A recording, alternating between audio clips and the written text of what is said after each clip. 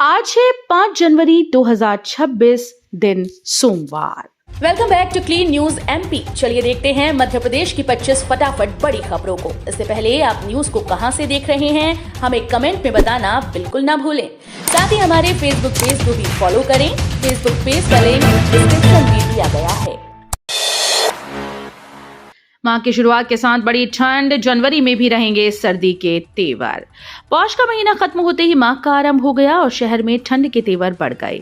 दिसंबर में तापमान में उतार चढ़ाव देखने को मिला था और जनवरी में भी सर्दी जारी रहने की संभावना है। रात में ठंड का अधिक असर रहा, जबकि दिन में हल्की गर्मी महसूस की गई। मौसम में ये बदलाव बसंत ऋतु की तैयारी का संकेत देता है। मध्य प्रदेश में 2026 होगा कृषि वर्ष। जनवरी से नवंबर तक किसान मेले और महोत्सव आयोजित। मुख्यमंत्री डॉक्टर मोहन यादव ने वर्ष 2026 को मध्य प्रदेश में कृषि वर्ष घोषित किया है। इस दौरान जनवरी से नवंबर तक प्रदेश भर में किसान मेले और महोत्सव आयोजित किए जाएंगे। इसका उद्देश्य किसानों की आय बढ़ाना, कृषि से जुड़े क्षेत्रों में रोजगार के अवसर सृजित करना और समृद्ध किसान समृद्ध प्रदेश का लक्ष्य हासिल करना है।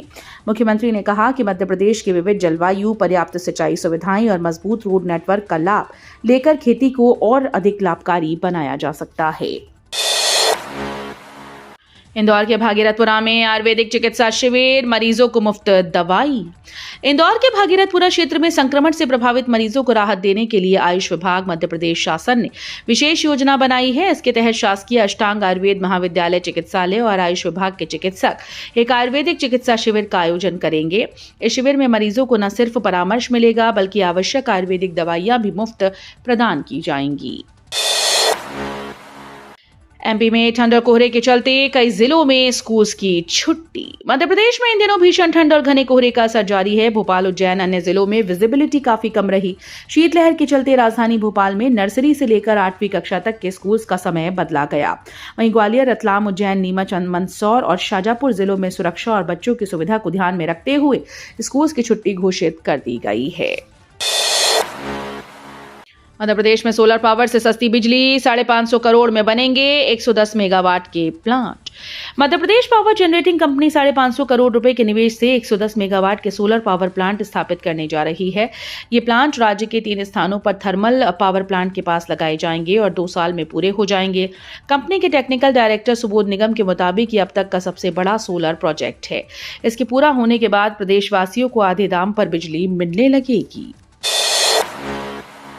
ग्वालियर पुलिस की सोशल मीडिया पर सख्ती, 100 से ज्यादा आईडी ब्लॉक। मध्य प्रदेश के ग्वालियर में मनुस्मृति और डॉक्टर भीमराव अंबेडकर की तस्वीर जलाने के विवाद के बाद 2 समुदायों के बीच तनाव बढ़ गया। इसे देखते हुए पुलिस ने सोशल मीडिया पर निगरानी बढ़ा दी। अब तक 100 से अधिक आईडी ब्लॉक की गई और सैकड़ों भड़काऊ पोस्ट हटवाई गई। पुलिस का उद्देश्य शहर में शांति बनाए रखना और किसी भी तरह के विवाद को रोकना है। भोपाल में 7 जनवरी को 25 महिला विभूतियों को मिलेगा ऊर्जस्विता सम्मान। महिलाओं की उपलब्धियों और योगदान को सम्मान देने के लिए अनुनय एजुकेशन एंड वेलफेयर सोसाइटी इस साल भी ऊर्जस्विता सम्मान समारोह आयोजित कर रही है। ये समारोह 7 जनवरी 2026 को दोपहर 3 बजे भोपाल के भारतीय होटल प्रबंधन संस्थान के सभागार में होगा। शिक्षा, प्रशासन, समाज सेवा, स्वास्थ्य, मीडिया, राजनीति, संस्कृति, खेल और उद्यमिता जैसे क्षेत्रों में उल्लेखनीय कार्य करने वाली 25 महिलाओं को इस मौके पर सम्मानित किया जाएगा। इंदौर के भागीरथपुरा में हैजा का आला, डॉक्टर ए.के. द्विवेदी ने मुख्यमंत्री को लिखा पत्र। इंदौर के भागीरथपुरा क्षेत्र में दूषित जलापूर्ति के कारण हैजा जैसी जलजनित बीमारी के संभावित प्रकोप को लेकर चिंता बढ़ गई। वरिष्ठ होम्योपैथिक चिकित्सक और जन स्वास्थ्य विशेषज्ञ डॉक्टर ए.के. द्विवेदी ने जिला कलेक्टर, संभागायुक्त और मुख्यमंत्री डॉक्टर मोहन यादव को पत्र लिखकर स्थिति की गंभीरता से अवगत कराया। उन्होंने प्रशासन से तुरंत सतर्क रहने और आवश्यक कदम उठाने का आग्रह किया। भागीरथपुरा मामले पर कांग्रेस का बड़ा आंदोलन, 11 जनवरी को राहुल गांधी इंदौर आ सकते हैं। इंदौर के भागीरथपुरा दूषित पानी के मामले में मध्य प्रदेश की राजनीति गर्मा गई है। कांग्रेस ने प्रदेश सरकार की घेराबंदी तेज कर दी। रविवार को कई जिलों में प्रदर्शन हुए, लेकिन इंदौर में सुरक्षा कारणों से कोई प्रदर्शन नहीं हुआ। सूत्रों के अनुसार कांग्रेस अब इंदौर में बड़ा प्रदर्शन करने की तैयारी कर रही है। प्रदेश भर से कार्यकर्ता इंदौर पहुंचेंगे और 11 जनवरी को यह आंदोलन आयोजित किया जाएगा। भोपाल में यात्री का मेट्रो शेड्यूल बदला, रेलवे में नई व्हीकल टर्निंग मशीन से रफ्तार बढ़ी। भोपाल मेट्रो को शुरुआत के 14 दिन में ही यात्री संख्या में कमी देखने को मिली, जिसके चलते मेट्रो कॉरपोरेशन ने टाइमिंग बदली और ट्रिप घटा दी। अब पहली ट्रेन दोपहर 12 बजे और आखिरी ट्रिप शाम 7:30 बजे चलेगी। नया शेड्यूल 5 जनवरी से लागू होगा। वहीं भोपाल रेल मंडल ने रानी कमलापति स्टेशन पर 10.72 करोड़ की लागत से व्हील टर्निंग मशीन तैयार की। इस मशीन से 7 दिन का मेंटेनेंस काम मिनटों में पूरा होगा। मध्य प्रदेश सरकार बदलेगी 25 साल पुराना नियम, कर्मचारी अब ज्यादा बच्चे पैदा कर सकेंगी। मध्य प्रदेश सरकार अपने कर्मचारियों के लिए 25 साल पुराना 2 बच्चों वाला नियम बदलने जा रही है। सामान्य प्रशासन विभाग ने विधि विभाग से सलाह के बाद संशोधन का प्रस्ताव तैयार किया। इसे जल्द ही कैबिनेट की मंजूरी के लिए भेजा जाएगा। इसके साथ ही नए कर्मचारियों के लिए लागू परिवीक्षा अवधि में बदलाव किया जाएगा। कूडो में भारत का जलवा। मिक्स्ड मार्शल आर्ट के रूप में कम समय में दुनिया में पहचान बना चुके कूडो खिलाड़ी सोहल खान, जिन्हें गोल्डन बॉय ऑफ इंडिया कहा जाता है, को अंतर्राष्ट्रीय स्तर पर सफलता दिलाने के लिए विशेष प्रशिक्षण दिया जा रहा है। भारत के खिलाड़ी पिछले कुछ टूर्नामेंट में तकनीक और रणनीति में अन्य देशों के खिलाड़ियों से पीछे रहे हैं। इसी को ध्यान में रखते हुए कूडो इंडिया सोहेल और टीम को विशेष ट्रेनिंग प्रदान कर रहा है। मीणा समाज सम्मेलन। मुख्यमंत्री डॉक्टर मोहन यादव ने भोपाल के रविंद्र भवन में आयोजित मीणा समाज सम्मेलन और मेधावी विद्यार्थियों के सम्मान समारोह में समाज की उपलब्धियों को सराहा। उन्होंने कहा कि मीणा समाज शिक्षा, मेहनत और उत्कृष्टता को अपनाकर लगातार प्रगति कर रहा है। समाज ने प्रदेश और देश के विकास में महत्वपूर्ण योगदान दिया। सीएम ने यह भी कहा कि शिक्षा सामाजिक उन्नति का मजबूत आधार है और समाज के सक्रिय प्रयास से प्रदेश में सुधार और विकास की गति और तेज होगी। इंदौर हादसे के बाद भोपाल में अलर्ट, 15 साल पुरानी पानी पाइपलाइंस बदली जाएंगी। इंदौर के भागीरथपुरा में हुए हादसे के बाद भोपाल नगर निगम सतर्क हो गया। शहर की जलापूर्ति और सीवेज व्यवस्था को लेकर प्रशासन ने अलर्ट जारी किया। नगर निगम ने 15 साल पुरानी सभी पाइपलाइंस को चरणबद्ध तरीके से बदलने की तैयारी शुरू कर दी। अधिकारी और कर्मचारी फील्ड में उतरकर जल सप्लाई, सीवेज लाइन और सीपेज की शिकायतों की मौके पर जांच कर रहे हैं। भोपाल में 100 करोड़ का आरओबी 7 रेलवे ट्रैक के ऊपर से गुजरेगा। भोपाल में निशातपुरा रेलवे ओवरब्रिज इस साल नवंबर तक तैयार हो जाएगा। करीब 100 करोड़ रुपए की लागत से बनने वाला ये आरओबी नए और पुराने शहर को जोड़ेगा और लगभग 9 लाख लोगों को फायदा पहुंचाएगा। ये देश का पहला ऐसा ओवरब्रिज होगा जो एक साथ 7 रेलवे ट्रैक के ऊपर से गुजरेगा। भोपाल स्टेशन के प्लेटफॉर्म 1 से छोला खेड़ापति हनुमान मंदिर तक बने इस आरओबी के निर्माण में पीडब्ल्यूडी, रेलवे और एफसीआई सहित सभी संबंधित विभागों का समन्वय सुनिश्चित किया जा रहा है। सोमनाथ मंदिर आत्मबल और अटूट विश्वास का प्रतीक। मुख्यमंत्री डॉक्टर मोहन यादव ने कहा कि सोमनाथ मंदिर हमारे आत्मबल, पुनर्जागरण और अविनाशी विश्वास का प्रतीक है। बार बार ध्वस्त होने के बावजूद सोमनाथ का पुनर्निर्माण हमारी अडिग आस्था और सनातन संस्कृति की अमरता को दर्शाता है। मुख्यमंत्री रविवार को भोपाल के रविंद्र भवन के मुक्ताकाश परिसर में आयोजित सोमनाथ ज्योतिर्लिंग रुद्र पूजा और मूल सोमनाथ ज्योतिर्लिंग दर्शन कार्यक्रम में मौजूद थे। उज्जैन में फ्रीगंज ओवरब्रिज आज 5 जनवरी को बंद, रेलवे कार्य के लिए वैकल्पिक मार्ग अपनाएं।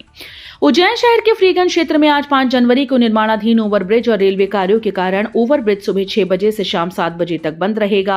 रेलवे विभाग फुट ओवरब्रिज के गार्डर डी लॉन्चिंग का काम करेगा, जिसमें भारी क्रेन का इस्तेमाल होगा। सुरक्षा को ध्यान में रखते हुए आम जनता का आवागमन रोका गया है। धार में आरएसएस शताब्दी वर्ष पर 14 बस्तियों में हिंदू सम्मेलन, समाज जागरण और नारी शक्ति की झलक।